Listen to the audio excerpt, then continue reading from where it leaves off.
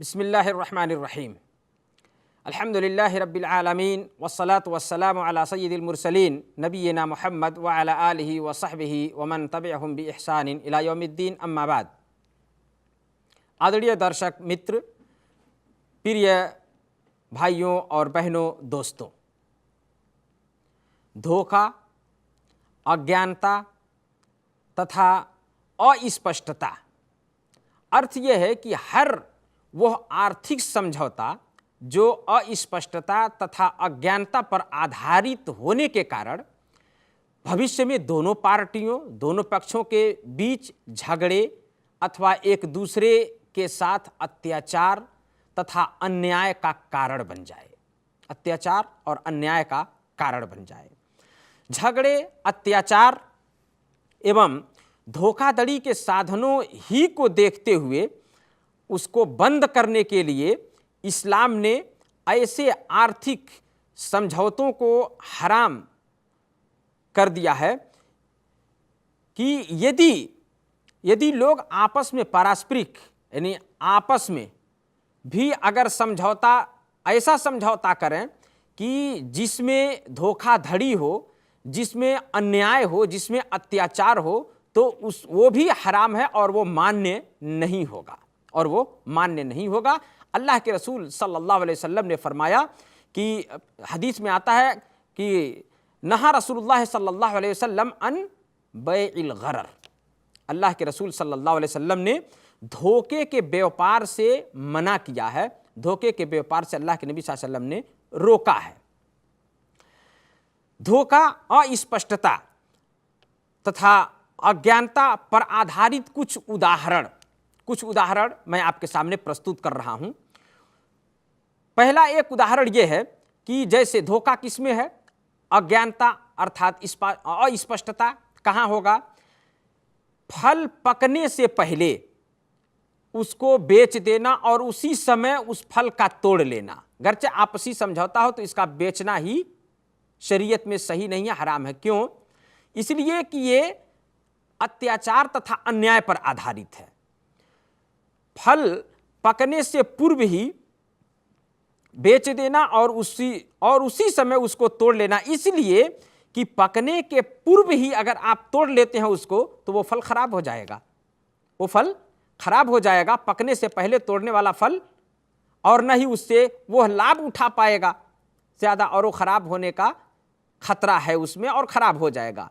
इसी कारण ये अन्याय है, इसके अंदर एक प्रकार का अत्याचार है। इसीलिए अल्लाह के रसूल सल्लल्लाहु अलैहि वसल्लम ने ऐसे खरीद बिक्री करने से या ऐसा समझौता करने से ही सिरे से मना कर दिया है। दूसरा उदाहरण यह भी देख लें। कोई ऐसा बक्स खरीदने के लिए, कोई एक व्यक्ति ऐसा बक्स खरीदने के लिए पैसा दे कि जिसके विषय में उसे पता ही नहीं कि इस बक्स में क्या है, जिस बक्स के विषय में उसे पता ही नहीं है कि इस बक्स में क्या है, उसको खरीदने के लिए वो पैसा दे, उसको खरीदे। अब उसके भीतर क्या है उसको कुछ भी नहीं मालूम, तो हो सकता है कि वो कोई बहुमूल्य वस्तु हो, या हो सकता है कि उसमें कुछ भी ना हो, जो ये दे रहा है सब इसका व्यर्थ चला जाए, जो भी दे रहा है ये सब इसका व्यर्थ चला जाए।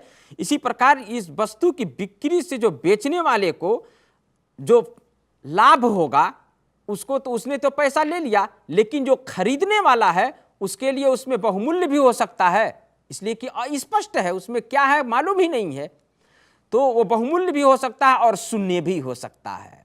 तो शून्य होने की स्थिति में खरीदने वाले पर अत्याचार हो रहा है, अन्याय हो रहा है कि पैसा दिया लेकिन कुछ नहीं मिला, शून्य मिला। इसी प्रकार बेचने वाला भी अगर बेच रहा है और वो थोड़े मूल्य में बेचा, लेकिन उसमें कोई उससे अधिक मूल्य का वस्तु निकला उस बक्स में, क्योंकि ऐसा बक्स है कि जिसके बारे में दोनों अज्ञानता के शिकार हैं, दोनों नहीं जानते इसमें क्या है, तो ऐसा भी करने से इस्लाम में मना किया गया है, ऐसा भी करने से इस्लाम में रोका गया है। अज्ञानता कब प्रभावी होगी? एक चीज यह भी है, धोखा, अस्पष्टता एवं अज्ञानता समझौता की अवैधता के लिए उस समय प्रभावी होगी जब वो अधिक हो तथा मूल एग्रीमेंट जो है, जो मूल समझौता है, उस मूल समझौता में हो और मूल एग्रीमेंट उसका वस्तु में ना हो जो अलग से है, अर्थात एग्रीमेंट से अलग वस्तु में ना हो, वो समझौता उसी मूल एग्रीमेंट में हो, तब प्रभावी होगी। लेकिन अगर उससे अलग है तो ये प्रभावी, अज्ञानता प्रभावी नहीं होगी। तो मुसलमान के लिए ऐसा घर खरीदना वैध है कि जिसकी निर्माण सामग्री जैसे पेंटिंग में प्रयोग होने वाली वस्तुओं का उसे ज्ञान ना हो, पेंटिंग में प्रयोग होने वाली वस्तुओं का उसे ज्ञान ना हो, घर खरीद रहा है और ये घर को पेंट करने के क्या क्या वस्तुएं उसमें लगेंगी उसके विषय में, तो घर का जो समझौता हो रहा है, घर खरीद रहा है और ये पेंटिंग करना ये उसके मूल एग्रीमेंट में नहीं है, ये बाहर से है, तो ऐसा प्रभावी नहीं होगा। तो ऐसी अज्ञानता प्रभावी नहीं होगी, और ये इसलिए कि ये मूल एग्रीमेंट से अलग है। घर खरीदने का जो एग्रीमेंट है, घर है और उस एग्रीमेंट और उस समझौते से बाहर है क्या चीज? घर का पेंट करना, उसमें और सामान ला करके डालना, उसका फर्नीचर लाना, तो ये सब अलग है, न कि घर के मूल एग्रीमेंट में सम्मिलित है। तो इसलिए ऐसी स्थिति में अज्ञानता प्रभावी नहीं होगी जब वो मूल एग्रीमेंट से अलग हो। हाँ, मूल एग्रीमेंट में अगर है तो प्रभावी होगी, जैसा कि उदाहरण आपके सामने प्रस्तुत किया गया बक्स का, कि उसमें अज्ञानता प्रभावी होगी। पूरा बक्स ही का एग्रीमेंट हो रहा है कि हम खरीद रहे हैं और वो कहे कि हाँ हम बेच रहे हैं, लेकिन दोनों ये नहीं जानते या खरीदने वाला ये नहीं जानता कि इस बक्स के अंदर क्या है, तो ये जायज नहीं है। चाहे वो आपस में सहमति ही करके खरीद, लेकिन ये हलाल नहीं, ये हराम है, ये हराम है। ऐसा खरीद बिक्री करने से इस्लाम में मना किया गया है। अल्लाह से प्रार्थना है कि अल्लाह हम सबको आज के जो अनेक प्रकार के प्रचलित और अवैध खरीद बिक्री की जो शक्लें हैं, जो प्रकारें हैं, उन तमाम प्रकार के हराम और अवैध खरीद बिक्री के नियमों से अल्लाह हम सबको बचाए और हम सबको इस्लाम की दृष्टि में जो सही है, इस्लाम की दृष्टि में जो शुद्ध है, हमें उसे करने की अल्लाह तौफीक प्रदान करे। आमीन।